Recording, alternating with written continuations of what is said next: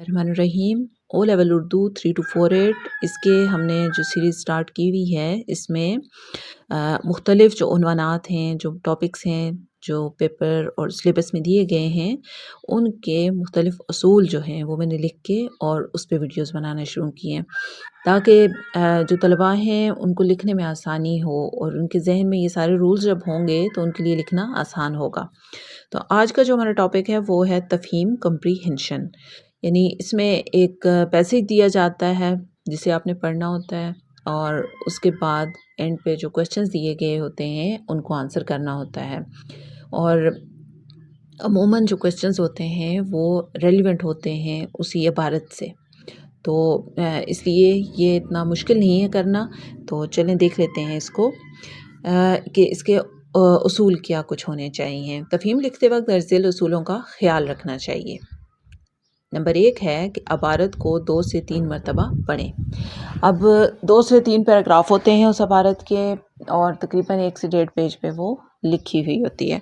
तो हमने पहला काम ये करना है कि 2 से 3 मरतबा पढ़ना है और दूसरा काम क्या करना है कि अहम नुकात की निशानदेही करनी है कि जो इम्पॉर्टेंट पॉइंट्स हैं उनको हमने क्या करना है, अंडरलाइन कर लेना है कि जो चीज़ें हमें लग रहा है कि इसमें इम्पॉर्टेंट हैं और ये क्वेश्चन में पूछी जा सकती हैं हमसे, तो उन सबको हम अंडरलाइन कर लेंगे। उसके बाद अगला काम क्या करना है कि ख़यालात और आरा को समझने की कोशिश करें।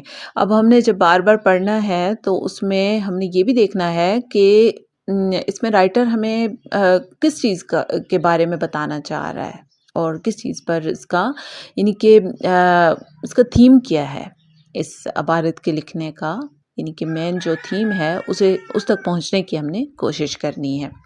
इसके बाद ये है कि इबारत के मरकज़ी ख़याल को समझें, यानी हमने देखना है वही जो मेन आइडिया होगा इसका, इस इबारत को लिखने का, उसको हमने समझने की कोशिश करनी है। क्योंकि जो हमसे सवाल पूछे जाएंगे उसमें अक्सर ऐसे सवाल आते हैं जो उसका थीम या आइडिया हमसे पूछ रहे होते हैं कि क्यों लिखी गई, इबारत लिखने की वजह क्या थी। तो इसलिए इस चीज़ को भी हमने ध्यान में रखना है।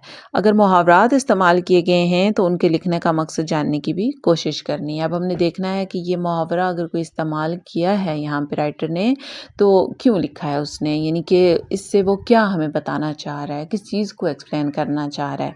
और उसके बाद ये है कि जब हम अब ये प्रोसेस हमने कर लिया सारा, हमने 2-3 बार पढ़ भी लिया, उसके बाद हमने अंडरलाइन भी कर लिया, समझने की भी कोशिश कर ली। ये सब कुछ करने के बाद जब हम लिखने बैठेंगे, अब सवालात के ऐसा नहीं है क्योंकि अमूमन 2 से 3 नंबर का एक सवाल होता है, 1 नंबर का भी होता है, तो हमने उसका जवाब इतना ही देना है कि वो उस नंबर के लिए फिट हो। ऐसा ना हो कि सवाल तो एक नंबर का हमसे वो डिमांड कर रहे हैं और हम 3-4 नंबर का लिखने की कोशिश कर रहे हैं। तो इसमें एक तो ये भी हमें इसमें सहूलियत मिल जाती है कि उसमें स्पेस भी उतनी ही दी जाती है। अगर 1 नंबर का सवाल है तो उसमें हो सकता है आपको एक ही लाइन मिली हुई हो लिखने के लिए। तो इसलिए बहुत टू द पॉइंट बात लिखनी है।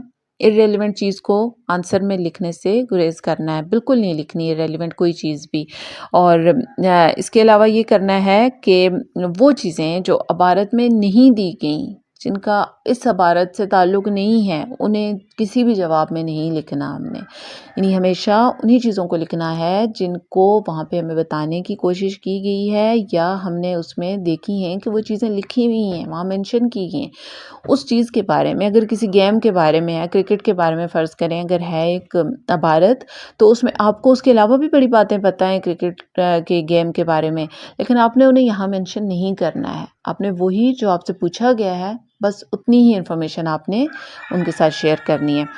तो ये जो उसूल हैं ये हमने ज़हन में रखना है। जब पेपर देने जाएँ उससे पहले लाज़मी इन चीज़ों को रिवाइज़ करके जाएँ, क्योंकि इबारत की तो हम चंद पास्ट पेपर्स को प्रैक्टिस कर सकते हैं ना, लेकिन ये जो तफ़हीम के उसूल हैं इन्हें लेकर हम चाहे किसी भी किस्म की इबारत है, चाहे कहीं से भी उठा के उन्होंने दे दी हमें, हम उससे आराम से कर सकते हैं क्योंकि उसका हमें पता होगा कि इसमें हमने ये स्टेप्स फ़ॉलो करने हैं। तो उम्मीद है आपके लिए तफ़हीम करना यानी कम्प्रीहेंशन करना अब आसान हो जाएगा। आपका बहुत बहुत शुक्रिया।